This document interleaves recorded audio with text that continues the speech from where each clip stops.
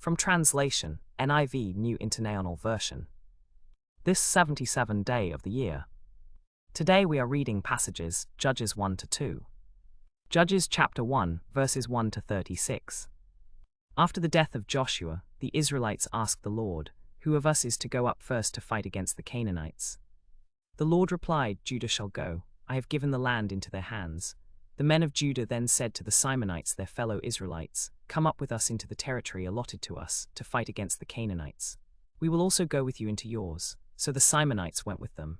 When Judah attacked, the Lord gave the Canaanites and Perizzites into their hands, and they struck down 10,000 men at Bezek. It was at Bezek that they found Adoni-Bezek and fought against him, putting to death the Canaanites and Perizzites. Adoni-Bezek fled, but they pursued him and caught him, and cut off his thumbs and big toes. Then Adoni-Bezek said, 70 kings with their thumbs and big toes cut off have picked up scraps under my table. Now God has paid me back for what I did to them. They brought him to Jerusalem, and he died there. The men of Judah attacked Jerusalem also and took it. They put the city to the sword and set it on fire. After that, the men of Judah went down to fight against the Canaanites living in the hill country, the Negev and the western foothills. They advanced against the Canaanites living in Hebron, formerly called Kiriath Arba, and defeated Sheshai, Ahiman and Talmai. From there they advanced toward the people living in Debir, formerly called Kiriath Sepher. And Caleb said, "I will give my daughter Achsah in marriage to the man who attacks and captures Kiriath Sepher." Othniel son of Kenaz, Caleb's younger brother, took it, so Caleb gave his daughter Achsah to him in marriage. One day when she came to him, she urged him to ask her father for a field. When she got off her donkey, Caleb asked her, "What can I do for you?" She replied, "Do me a special favor. Since you have given me land in the Negev, give me also springs of water." So Caleb gave her the upper and lower springs. The descendants of Moses' father-in-law, the Kenite, went up from the city of palms with the people of Judah to live among the inhabitants of the desert of Judah in the Negev near Arad. Then the men of Judah went with the Simonites, their fellow Israelites, and attacked the Canaanites living in Zephath, and they totally destroyed the city. Therefore it was called Hormah. Judah also took Gaza, Ashkelon and Ekron, each city with its territory. The Lord was with the men of Judah. They took possession of the hill country, but they were unable to drive the people from the plains, because they had iron chariots. As Moses had promised, Hebron was given to Caleb, who drove from it the 3 sons of Anak.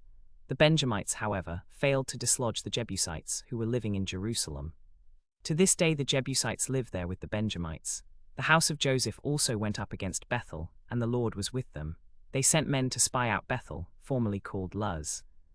When the spies saw a man coming out of the city, they said to him, "Show us how to get into the city, and we will see you treated well."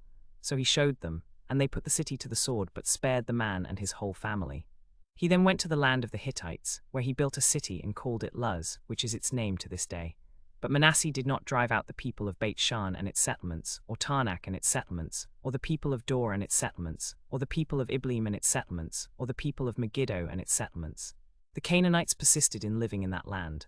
When Israel became strong, they pressed the Canaanites into forced labor, but never drove them out completely.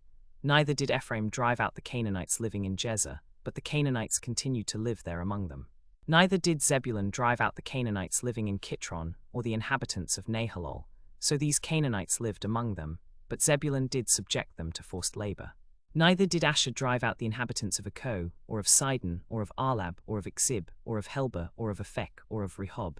And because Asher failed to drive them out, the Canaanites lived among them in the settled areas. Neither did Naphtali drive out the inhabitants of Beit Shemesh or Beit Anath, but Naphtali lived among the Canaanites, who continued to live in that land. The Amorites confined the Danites to the hill country, not allowing them to come down into the plain. And the Amorites were determined also to hold out in Mount Heres, Ajalon and Shaalbim, but when the power of the house of Joseph increased, they too were pressed into forced labor. The boundary of the Amorites was from Selah upward. Judges chapter 2, verses 1 to 23. The angel of the Lord went up from Gilgal to Bochim and said, "I brought you up out of Egypt, and led you into the land I swore to give to your ancestors.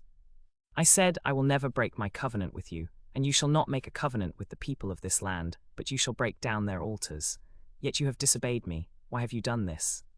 Now therefore I tell you that I will not drive them out before you. They will be thorns in your sides, and their gods will be a snare to you."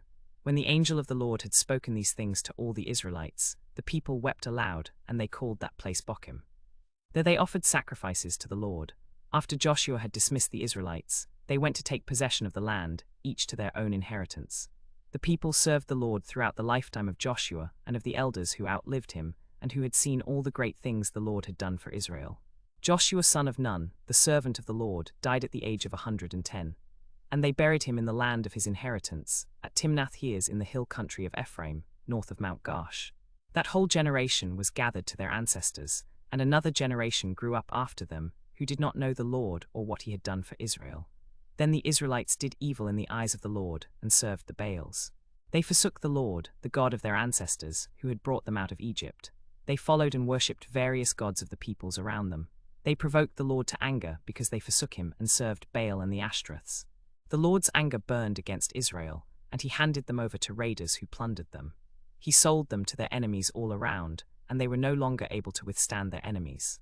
Whenever Israel went out to fight, the hand of the Lord was against them to defeat them, just as he had sworn to them. They were in great distress. Then the Lord raised up judges, who saved them out of the hands of these raiders. Yet they would not listen to their judges, but prostituted themselves to other gods and worshipped them. Unlike their ancestors, they quickly turned from the way in which their ancestors had walked, the way of obedience to the Lord's commands. Whenever the Lord raised up a judge for them, he was with the judge and saved them out of the hands of their enemies as long as the judge lived. For the Lord relented, because of their groaning under those who oppressed them and afflicted them. But when the judge died, the people returned to ways even more corrupt than those of their ancestors, following other gods and serving and worshipping them. They refused to give up their evil practices and stubborn ways. Therefore the Lord was very angry with Israel and said, "Because this nation has violated the covenant that I laid down for their ancestors, and has not listened to me, I will no longer drive out before them any of the nations Joshua left when he died. I will use them to test Israel and see whether they will keep the way of the Lord and walk in it as their ancestors did." The Lord had allowed those nations to remain. He did not drive them out at once by giving them into the hands of Joshua.